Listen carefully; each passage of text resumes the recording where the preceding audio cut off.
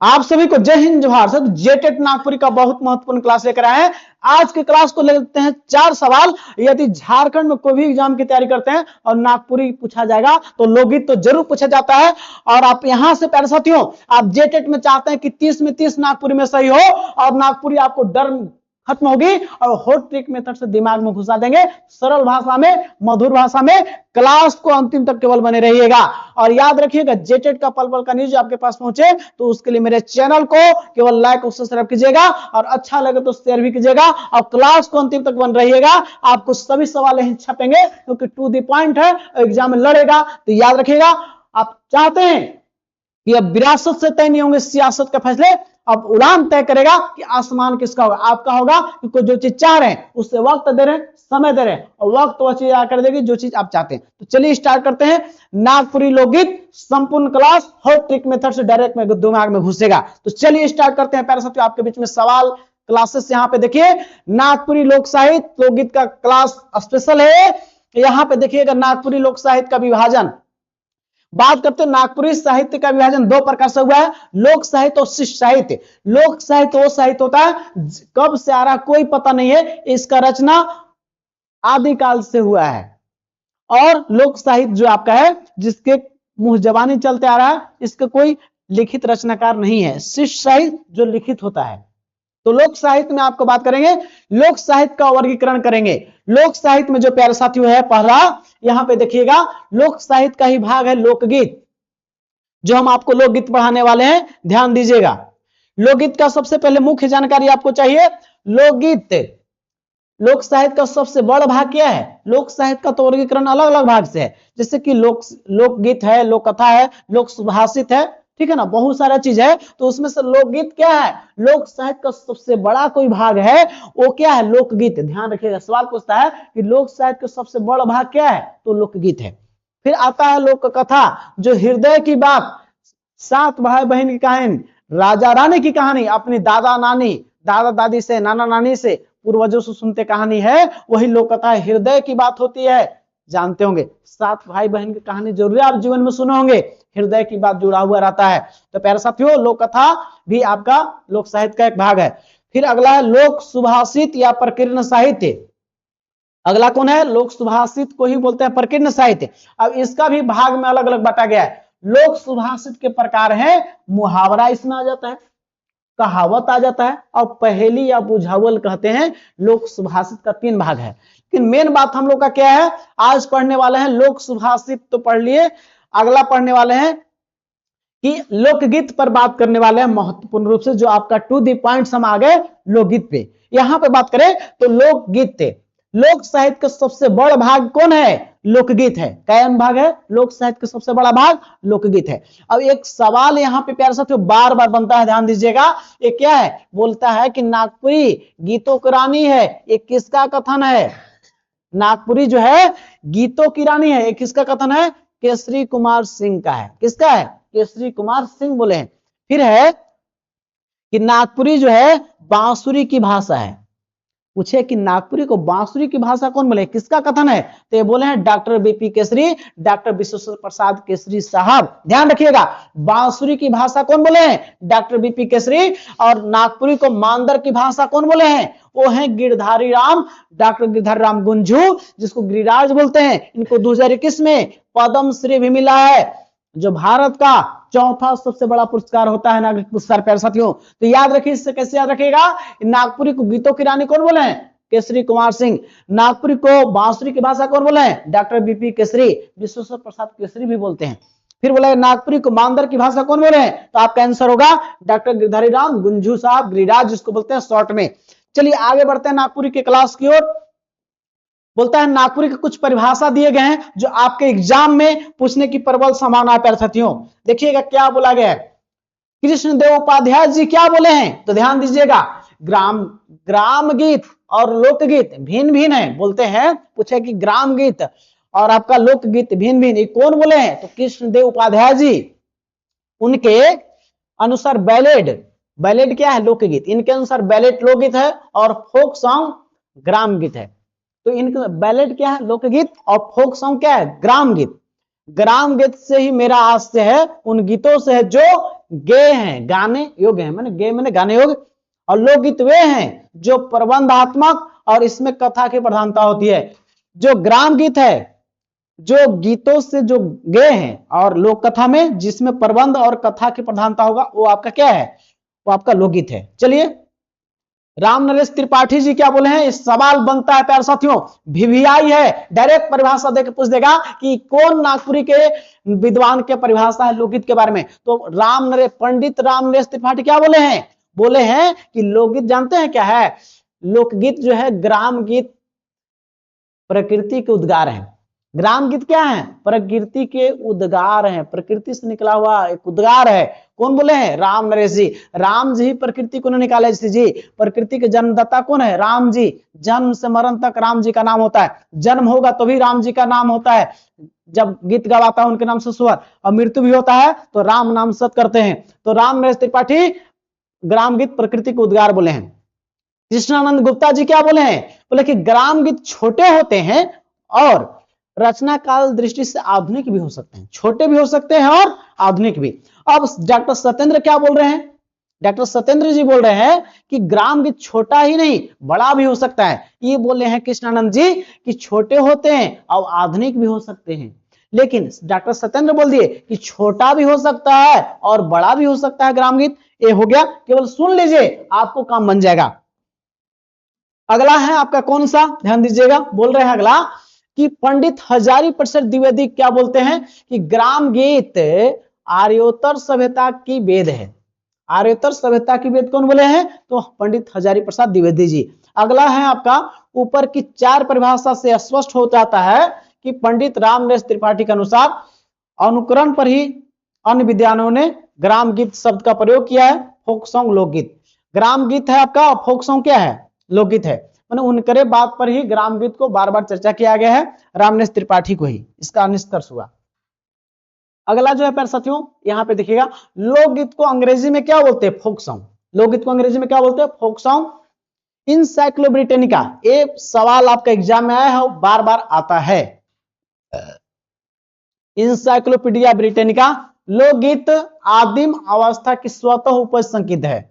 आदिम समाज की क्या है, स्वतः उपज की संगीत। कौन बोला है, स्वतः उपज की संगीत लोकगीत को इंसाइक्लोपीडिया ब्रिटेनिका। अगला आते हैं डॉक्टर कुंज बिहारी दास क्या बोलते हैं लोकगीत का परिभाषा में, बोलते हैं कि लोकगीत उन लोगों की जीवन की अनायास प्रवाहात्मक अभिव्यक्ति है जो संस्कृत तथा सुसभ्य प्रभाव से बाहर कम या अधिक रूप में आदिम अवस्था में निवास करते हैं। अनायास प्रवाहात्मक अभिव्यक्ति है जो संस्कृत या सुसभ्य प्रभाव से बाहर उन लोग हैं, वो संस्कृत से क्या बाहर है और आदिम अवस्था में निवास करते हैं, उन्हीं लोग का यह परिभाषा लोकगीत है। चलिए अगला है प्यारे साथियों, अगला है कि वासुदेव शरण अग्रवाल जी क्या बोलते हैं, बोलते हैं कि आदिम मनुष्य के हृदय गान लोकगीत है। जो गीत आता है हृदय से निकलता है, तो हृदय से कौन बोलते हैं, वासुदेव शरण अग्रवाल जी। अब इसमें इनकी उल्लास, उनकी खुशी, उनकी उमंग, उनकी करुणा आदि की समस्त दुख सुख की कहानी लोकगीत में होता है। तो आपको शादी ब्याह हो गया, दुख सुख में सभी चीजें लोकगीत का आपका इसमें क्या करती है, करुणा सुख दुख की बातें इसमें स्पष्ट होती है। तो खुशी होता है,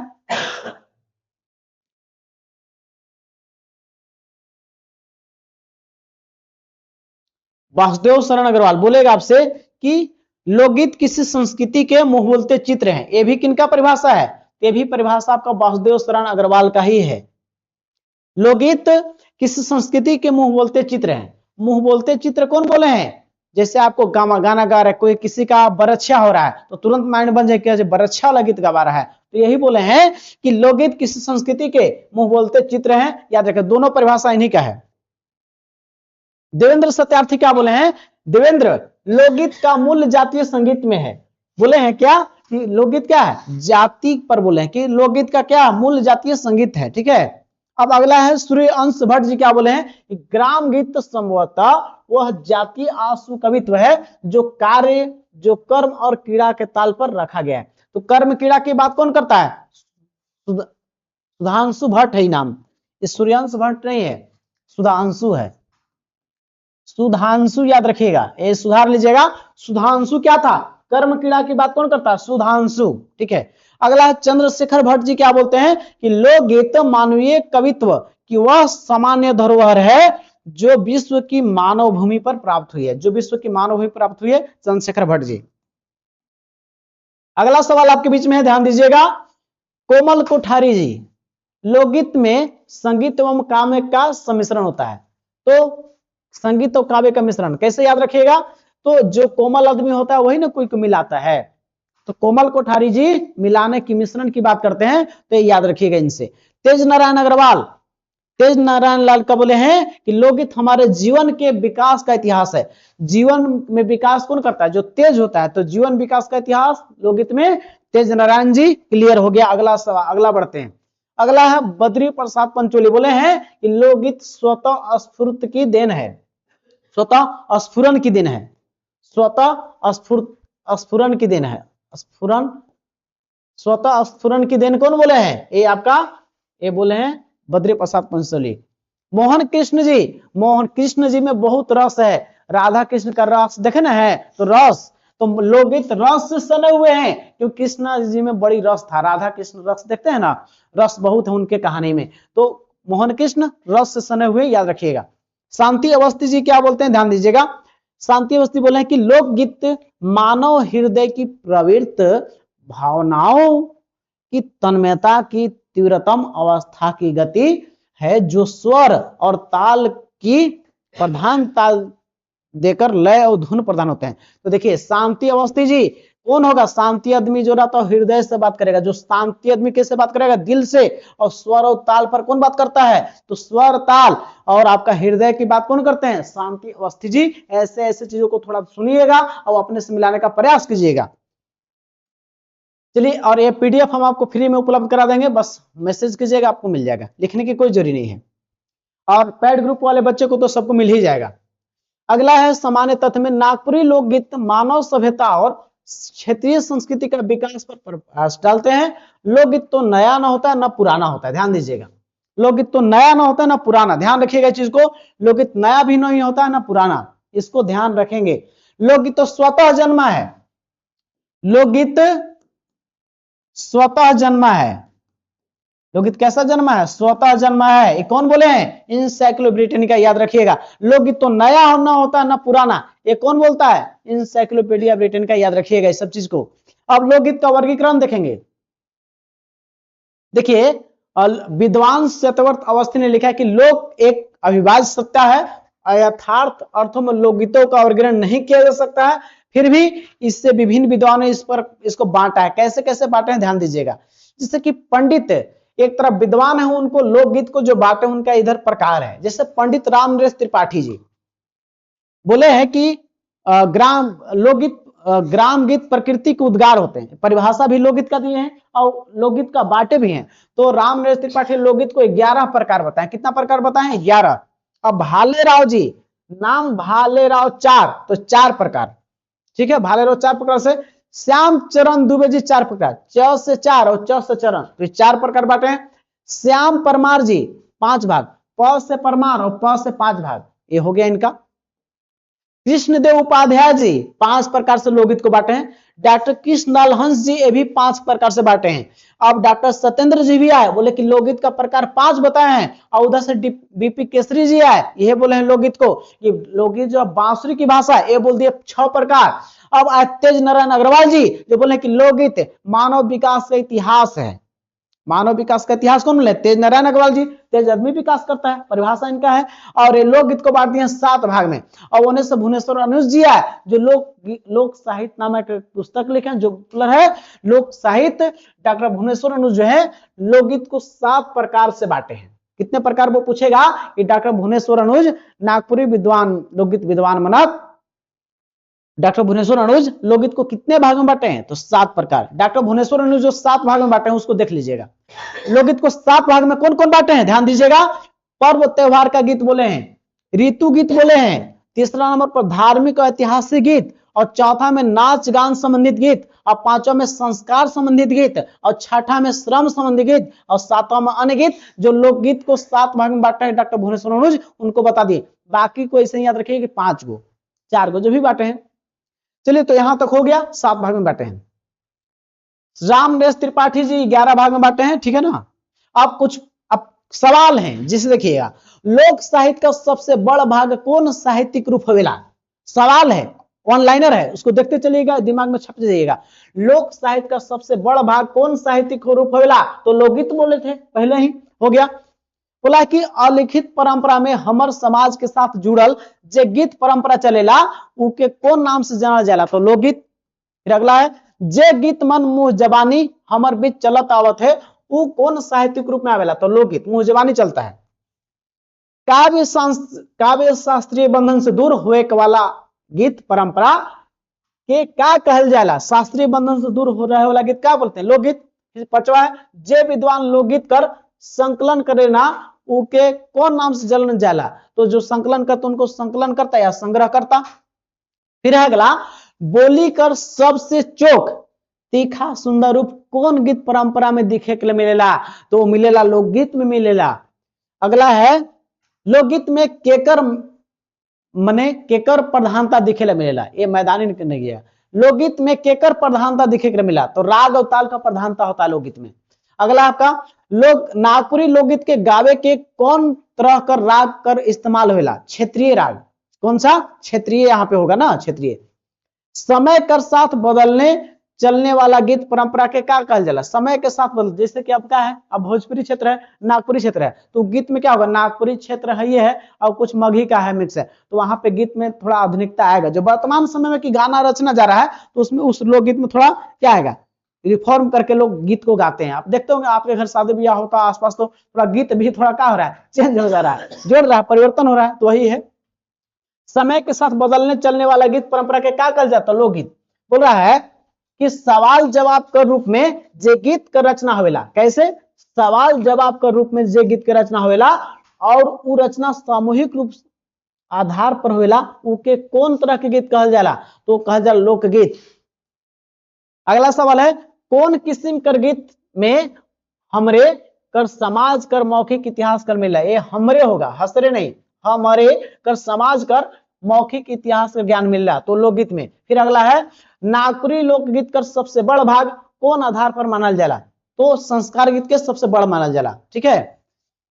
महान समुदाय में 16 संस्कार के जानकारी मिलेला, एक में कौन संस्कार गीत नहीं देखा जाता, तो मृत्यु संस्कार के गीत जो है वो नहीं मिलता है, ठीक है ना। फिर अगला है, छुआ के जन्म, ये छुआ नहीं है, छुआ है, छुआ के जन्म के समय गावे के वाला गीत के कौन नाम से जानते हैं, तो पूछा जाएगा आपसे कि छुआ बच्चा के जन्म के समय जो गीत गाते हैं उसको क्या बोलते हैं, झनझान सोहर, क्या बोलते हैं, झनझान बोलते हैं नागपुरी में। ब्याह शादी कर परंपरा में कौन गीत कर, बोल रहा है कि ब्याह शादी होना चाहिए कर परंपरा में कौन गीत गावल जाला, तो ये गीत गाते हैं क्या, डमकच चाहते हैं ना। ब्याह शादी के समय पूछेगा तो डमकच याद रखेगा, थोड़ा मिसप्रिंट है। ब्याह शादी के समय कौन गीत गाता है, डमकच, दिमाग में छाप लीजिएगा, सुन लीजिएगा। लोकगीत कर परंपरा के पीछे बजाय और संस्कार में देखल जाला, बोल रहा है कि लोकगीत कर परंपरा के पीछे बजाय होकर संस्कार में दिखेला, यहाँ पे ब्याह शादी के संस्कार, कौन कौन संस्कार के आधार पर लोकगीत कर परंपरा के बजाय दिखेला, तो ब्याह शादी। फिर अगला है कि कौन कौन विद्वान नागपुरी लोकगीत का संकलन किए हैं, तो पीटर शांति नौरंगी भी लोकगीत का संकलन किए हैं, अंग्रेज विद्वान ग्रियर्सन भी, डॉक्टर भुवनेश्वर अनुज भी और कुमारी बासंती भी। फिर है, नागपुरी लोकगीत का सबसे बड़ा संकलन केकर माध्यम से लोकगीत के किया गया, तो डॉक्टर बीपी केसरी और डॉक्टर भुवनेश्वर अनुज द्वारा लोकगीत का बड़ा संकलन किया गया। फिर अगला है, डॉक्टर भुवनेश्वर अनुज के संकलन मानक परंपरा में सबसे बड़ा लोकगीत संकलन मानल जाला, नागपुरी लोकगीत डॉक्टर भुवनेश्वर अनुज का संकलन सबसे बड़ा मानते हैं। डॉक्टर भुवनेश्वर अनुज का लोकगीत कौन बुक में संकलित है, तो नागपुरी लोक साहित्य नामक इनका पुस्तक उसी में संकलित है। डॉक्टर कुमारी बासंती का कौन किताब में लोकगीत का संकलन किया गया, तो नागपुरी का जो लोकगीत इनका संकलन है कुमारी बासंती का, उसका नाम है नागपुरी गीतों की छंद रचना, ये डॉक्टर कुमारी बासंती का है। फिर है कि झारखंड सरकार एकड़ में कौन लोकगीत कर संकलन संबंधित कौन किताब डॉक्टर कुमारी बासंती के संपादन में कई है, नागपुरी लोक साहित्य, प्रधान संपादक डॉक्टर कुमारी बासंती। बोल रहा है कि मौसम से संबंधित लोकगीत कर कौन भाग में रखल जाला, तो मौसम से संबंधित जितने भी गीत हैं उसको रखते हैं ऋतु गीत में। फिर अगला है, आदिम मनुष्य के हृदय के गानों का नाम ही लोकगीत है। मानव जीवन की, उसके उल्लास, उनके उमंगों की, उनकी करुणा की, उनके समस्त दुख सुख की कहानी कही गई है। परिभाषा किसका है? तो वासुदेव शरण अग्रवाल जी बात करते हैं। अगला है, कौन विद्वान कहे ना कि आदि मानव के उल्लासमय संगीत को ही लोकगीत कहते हैं। तो आदि मानव के उल्लासमय संगीत को लोकगीत कौन बोले हैं? इंसाइक्लोपीडिया ब्रिटेनिका, याद रखिएगा। फिर अगला है, लोकगीत तो स्वतः जन्मा है। अब पूछा जाएगा आपसे डायरेक्ट आके कि लोकगीत तो स्वतः जन्मा है, किसका परिभाषा है? वीवीआई है, इसको रट लीजिएगा। यह है इंसाइक्लोपीडिया ब्रिटेनिका, ध्यान रखिएगा। कौन विद्वान कहता है कि लोकगीतों का मूल संगीत में है? तो कौन बोले हैं? देवेंद्र। मूल जातीय संगीत बोले हैं। मूल जातीय संगीत पर बात कौन बोले हैं? मूल जातीय संगीत में ही, मूल जातीय पर कौन बोलता है? देवेंद्र नामक के व्यक्ति था, और मूल जातीय संगीत को ही संगीत माना है। तो मूल जातीय संगीत को संगीत कौन माना है? देवेंद्र सत्यार्थी, याद रखिएगा। अगला प्यारे साथियों, अगला है कि कौन विद्वान कहता है कि लोकगीत उन लोगों की हाइट अभिव्यक्ति जीवन की विधा है जो परिष्कृत सभ्यता से, जीवन के प्रवाह से दूर आदिम अवस्था में जीवन बिताते हैं। वासुदेव कृष्णदेव उपाध्याय बोलते हैं, वीवीआई है, इसको ध्यान रखिएगा। उन लोगों की अभिव्यक्ति की विधा है। कौन विद्वान कहता है कि लोकगीत संस्कृति के मुंह बोलते चित्र? ये भी सवाल बहुत बार आ चुका है, ध्यान रखिएगा। संस्कृति के मुंह बोलते चित्र कौन बोले हैं लोकगीत को? वासुदेव शरण अग्रवाल, इसको ध्यान रखिएगा।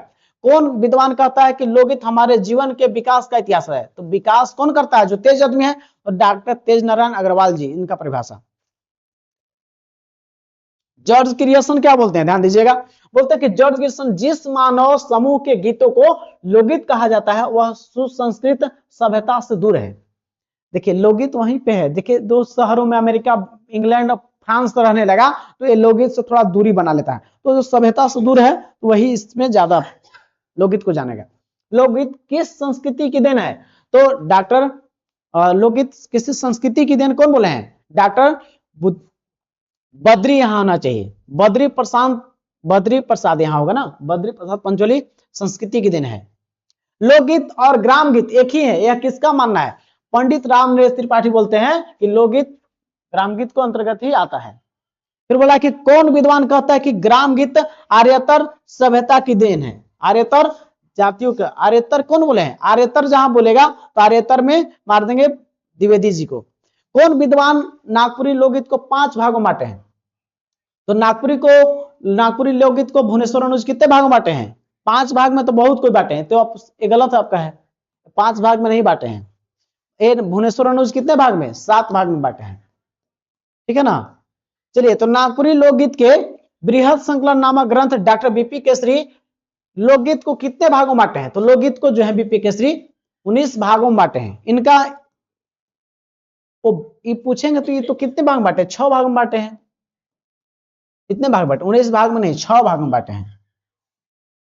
अगला कि नागपुरी गीतों की छंद रचना नामक ग्रंथ में शुरुआत में कुमारी बासंती संगीत को कितने भागों में बांटी है? लोकगीत को कितने में बताया भागों में बांटी है? तो 17 भागों में बांटी है। फिर है कि नागपुरी गीतों की छंद रचना नामक किताब कौन लिखी है? तो डॉक्टर कुमारी बासंती। फिर अगला है, लोकगीत के प्रकार बात करें प्यारे साथियों तो वीर रस होता है, रस के आधार पर, जहां पे वीरता की बात होगा। श्रृंगार रस, जहां पे श्रृंगार की बात करें, सुहर और विवाह में होता है। करुणा रस, जिसमें दया की भावना, विदाई जब होता है, दुख की बात होता है। शांत रस, जब भोजन होता है, निर्गुण होता है, तो शांत रस उसमें होगा। चलिए अगला झूमर। अब क्या क्या है झूमर के बारे में, जिससे कभी से लोकगीत से सवाल पूछते हैं तो उसमें बताते हैं। झूमर राग क्या है? झूमर मुख्य रूप से नागपुरी लोकगीत का एक मर्दाना रूप माना जाता है। लोकगीत का एक मर्दाना का रूप है, और डॉक्टर कुमारी बासंती ने इसे झूम झूम के गाने का झूमर नाम दिया है। झूम झूम के गाते हैं ना झूमर, इसे झूमर नाम दिया। झूमर जो है 3 प्रकार के, जनानी झूमर, मर्दाना झूमर और बंगाली झूमर। गायन के समय जो है मुख्य रूप से पजरा त्योहार और सोहराय के समय गाते हैं इसको। यह मानना है कि भगवान शिव और पार्वती जब नृत्य कर रहे थे तो उस समय 36 प्रकार के रागनी निकले थे, जिसमें झूमर राग भी विशेष राग माना जाता है। इसका कहानी है। अगला जो आपको है जनानी झूमर की बात करते हैं, क्या है? यह नारियों, जनानी झूमर महिला लोग करेगा। जनानी झूमर महिलाओं द्वारा गाया जाने वाला एक बेहद महीन और मधुर और शालीन राग है, विवाह के समय इसको गाते हैं। अवसर कब होगा? विवाह के समय, उपटन, हल्दी के समय, पछन, मड़वा छाने और सामाजिक मर्यादा से जुड़े हुए गीतों में जनानी झूमर को गाते हैं। अगला है विशेषताएं जनानी झूमर का। इसमें घर आंगन में गाए जाने वाले गीत और कोमल और शालीन भाव से प्रधान होते हैं, इसलिए अंगनई राग भी बोलते हैं। अंगना में ही करते हैं, इसलिए अंगनई नाम आया है। जिसमें लहसुआ और एकहरिया नृत्य की भी प्रधानता होती है। इसमें झूमर के मधुर के कारण इसमें गीत की लयकारी को बढ़ावा मिलता है। आज के समय में इसे मंच पर भी प्रस्तुत करते हैं झूमर को। मर्दाना झूमर, इसको मर्दाना लोग करेगा, मर्द लोग। यह पुरुषों द्वारा किए जाने वाला राग है जो मर्दाना झूमर कहलाता है, मर्दाना लोग करता है। इसमें पुरुष द्वारा कली नर्तकी के बीच में रहकर नृत्य किया जाता है। इसके साथ अंग फंदे होकर गोटियां नर्तक पुरुष के ऊंचे स्वर में गीत गाते हैं। इसमें जो मर्दाना झूमर के कई तरह के गति लय देखने को मिलते हैं, जिसमें नृत्य तेज से होती है। वाद्य यंत्र मांदर, ढाक, ढोल और शहनाई बजते हैं। इसमें गति को दुगनी तिगुनी तक दोहराया जाता है, क्योंकि मर्दाना लोग है तो लाएगा ही अपना एनर्जी। फिर है बंगला झूमर। यह बंगला भाषा और संस्कृति से प्रभावित सीधापन भाव रखने वाला राग है। बंगला आ गया तो बंगला राग से प्रभाव रखेगा। फिर है विशेषता में, इसमें बंगला लोक शैली के वाद्य यंत्रों का अत्यधिक इस्तेमाल करते हैं, क्योंकि बंगला है। राग और नृत्य का काफी तेज और फुर्तीला होता है।